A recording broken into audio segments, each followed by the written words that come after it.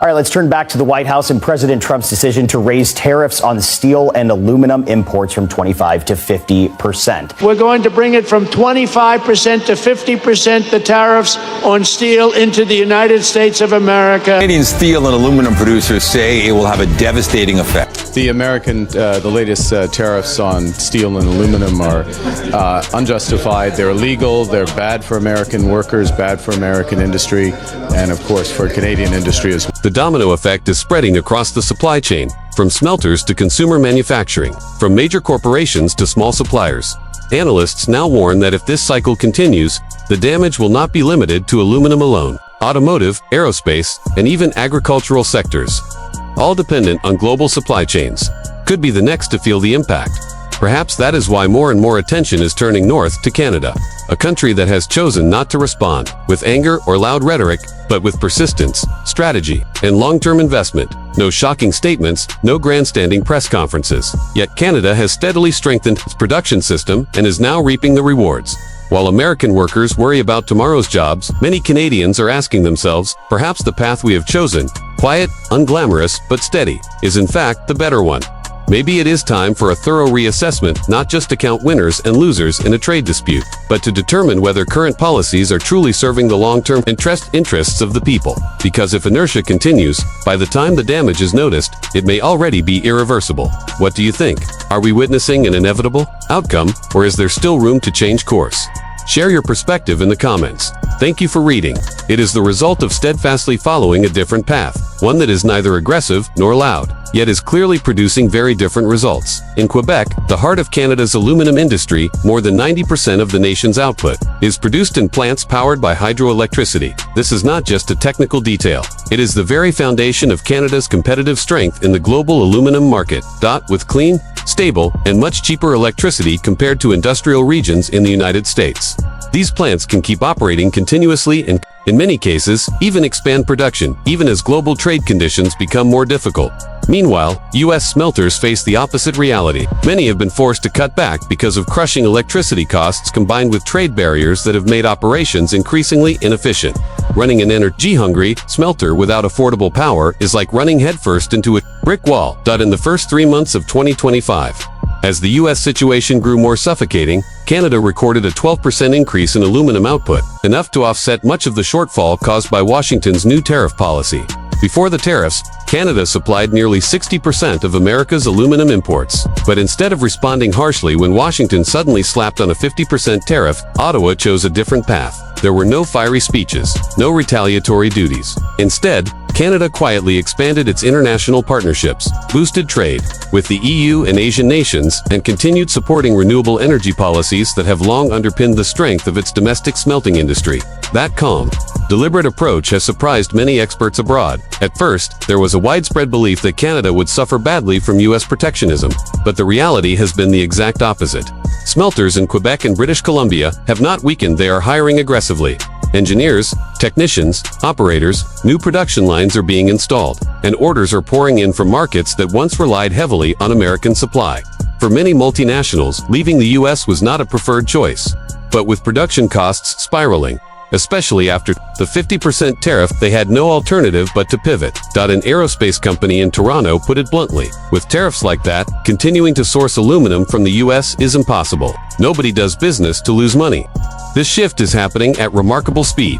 Along with it, Canada's position as a center of clean aluminum, both in terms of energy and process, is being powerfully reinforced. For many Canadians, this event is not a moment for loud celebration, but one of quiet pride. Pride in seeing their country hold its ground, stay the course amidst political turbulence, and continue investing in long-term sustainability. An operations engineer in a region long considered the backbone of Quebec's smelting industry, put it simply in a brief conversation. "We thought America's policies would drag us down." He shook his head slightly and smiled. Instead, they shot themselves in the foot. And the numbers and humming production lines are real lives. Every American worker who leaves a factory with a layoff notice in hand represents a new job opening in Canada. The contrast is stark. And though there is regret over the weakening of what was once a tightly bound trade relationship, Canadians understand this. In a volatile world, staying the right course matters most. The lesson from the past remains clear and painful. Tariffs alone cannot save a system that is already crumbling from within. Without strong measures to lower domestic production costs or serious investment in industrial infrastructure, any protectionist policy is nothing more than a temporary raincoat in the middle of a long storm. What is striking is how closely today's aluminum crisis mirrors the steel saga of the past. The same mindset of imposing high tariffs to protect an industry, the same belief that jobs would return, and once again, we would be looking for an energy policy that supports a plant like this that will be around for 20, 30, and 40 years. What is really happening north of the border? The truth is not overly complicated. Instead of retaliating with counter tariffs or pressuring others on the global stage, Canada has chosen to focus on what it already has: clean, affordable energy, and a stable, reliable global trading network. This is not luck. It is the result of a long-term strategy built over many years. Aluminum smelters in Quebec, the country's largest production hub, have kept running steadily. Some have even expanded, investing in new equipment and hiring engineers. Orders are now coming in from around the world, especially from Europe and Asia, markets that now see Canada as a far more reliable supplier than the United States. Meanwhile, in American industrial towns, production lines have gone silent. Workers leave factories carrying their personal belongings, faces marked by disappointment.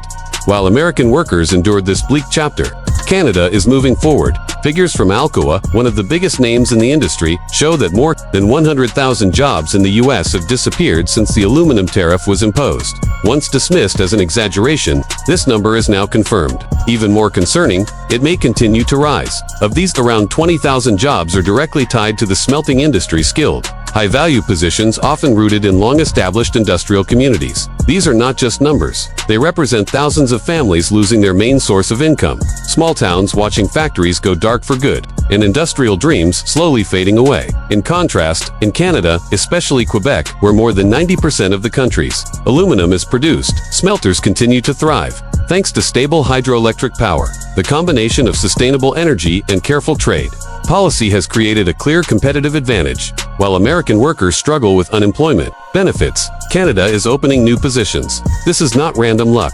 The U.S. government's decision to raise aluminum tariffs certainly grabbed attention in politics and the media. But what it didn't provide was a way for manufacturers to pay their monthly utility bills.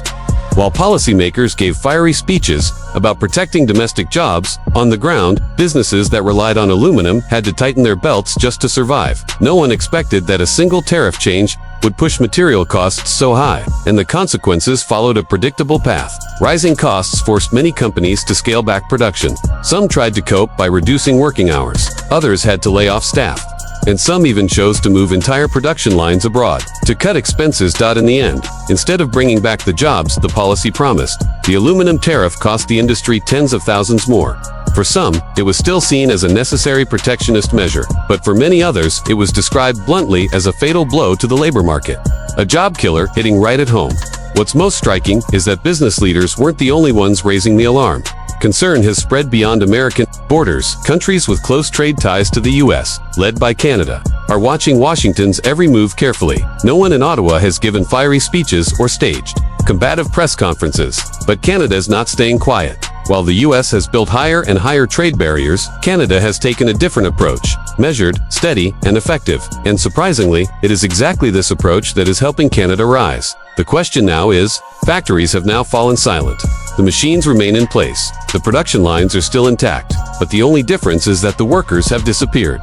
More than 100,000 jobs vanished overnight, and the reason wasn't modern robots taking over or a flood of cheap imports. It all began with a single policy change: the introduction of a 50% tariff on aluminum. When it was announced, this decision was presented as a way to protect American workers. Promised to restore the strength of domestic manufacturing, but the result was the exact opposite. Plants shut down in large numbers, workers received layoff notices, and disappointment spread across communities that had once pinned their hopes on the policy.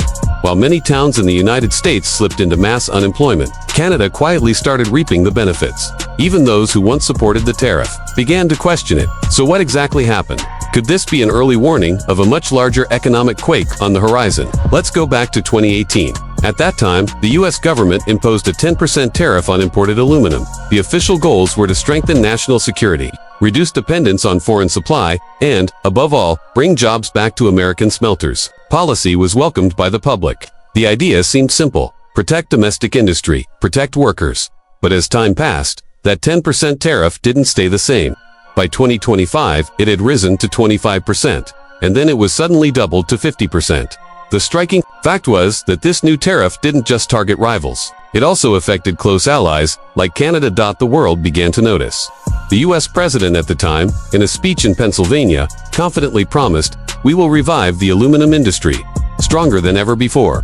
The crowd cheered, but few realized that a crisis was quietly forming. Aluminum is not just any material. It supports many critical sectors from construction and car manufacturing to aerospace. But producing aluminum requires huge amounts of electricity. It is one of the most energy-heavy industries in the world. Just to smelt 1 ton of aluminum, it uses enough electricity to power a home for half a year. In the United States, where electricity is expensive, this posed a huge challenge. In contrast, the situation in Canada was very different. Thanks to abundant hydroelectric power, Canadian smelters, especially in Quebec, had electricity that was cheap and reliable. This gave them a major advantage. Industrial electricity rates in Quebec were around 4.5 cents per kilowatt. In many U.S. industrial states, the price was double in Ohio and Kentucky. It could even go higher during peak hours. That gap alone was enough to create a huge competitive disadvantage. As a result, even with a 50% tariff on imported aluminum, American smelters could not recover. Barriers were put in place, but no real support came with them. Even Alcoa, one of the largest aluminum companies in the U.S., spoke out clearly. They said, "Without cheap and reliable electricity, there is no way to restart production." Their CEO bluntly stated, "You cannot run an aluminum smelter on promises alone."